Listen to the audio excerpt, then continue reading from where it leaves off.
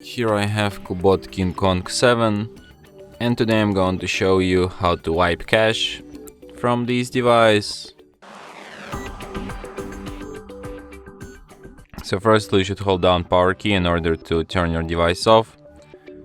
And after it turns off completely, hold down combination of keys power key plus volume down at the same time for a couple of seconds like this. And after the screen turns on and you can see CUBOT logo appeared, release power key and keep holding only volume down.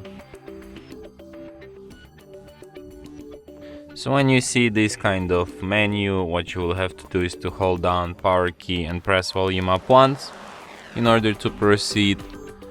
Here at this screen you should use volume keys to navigate and power key to select, and select an option wipe cache partition. Then confirm it by selecting wipe cache partition, then select yes.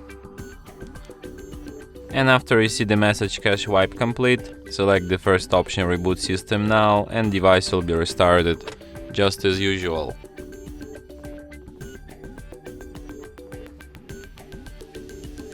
And that's it. Thanks for watching.